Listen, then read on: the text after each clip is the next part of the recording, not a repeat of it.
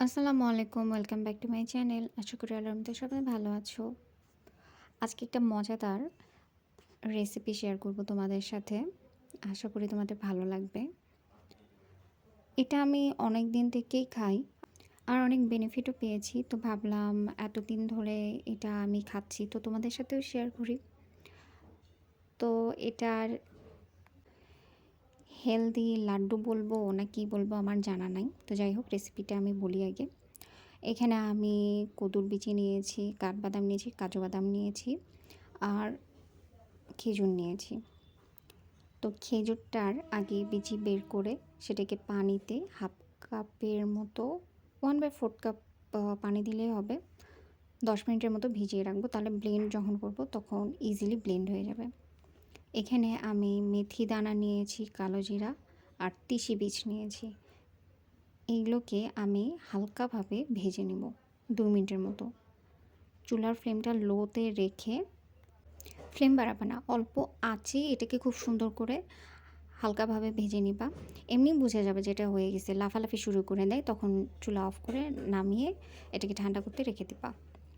এখন same frying প্যানেই আমি 1 চামচের মতো ঘি দিয়েছি আর যতগুলো ড্রাই ফ্রুটস নিয়েছি সেগুলো দিয়ে এগুলাকেও অল্প আঁচে যতক্ষণ হালকা লাইট ব্রাউন কালার না হয়েছে ততক্ষণ আমি এগুলোকেও ভেজে নেব। এটা চুলের জন্য অনেক ভালো, স্কিনের জন্য ভালো। অনেক সময় এনার্জি পাওয়া যায় না, কোনো কাজ করতে ইচ্ছে করে না, সেটার জন্য বাদাম আছে যেহেতু স্মৃতিশক্তি বৃদ্ধি করে। ম্যাজিক্যাল লাড্ডু বলা যায়, আমার কাছে এমনই। হেয়ার ফল কমায় দেয়, ফেসে গ্লো এনে দেয়, অনেক ভালো। এই জন্যই তোমাদের সাথে শেয়ার করলাম। যতগুলো ইনগ্রিডিয়েন্টস আমি ভেজে নিয়েছিলাম সবগুলোকে একের পর এক আমি ব্লেন্ড করে নিব এবং আলাদা আলাদা পাত্রে রেখে দেব।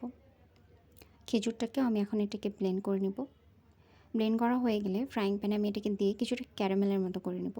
ক্যারামেলের মতো করে নিলে যে পাউডারগুলো আমি এটাতে এখন দিয়ে দেবো সেটা খুব সুন্দরভাবে দলাও পাকবে, আবার আমি লাড্ডুও বানাইতে পারবো। তো 2-1 মিনিট এইভাবে নাড়াচাড়া করার পর যতগুলো পাউডার ইনগ্রিডিয়েন্টস আছে সব দিয়ে দিব। এই সময় চুলাটা বন্ধ করে দিবা, নাহলে পোড়া লাগবে। সব দেওয়া হয়ে গেলে এটাকে আস্তে আস্তে আস্তে চুলা অন করে দিবা। তারপরে মিক্স করব। মিক্স করলে ঠিক এমন হয়ে যাবে। যখন মিক্সড হয়ে যাবে তখন আমি এর মধ্যে আবার একটু ঘি দিয়ে দেবো। ঘি কিন্তু শরীরের জন্য, চুলের জন্য, ফেসের জন্য অনেক ভালো।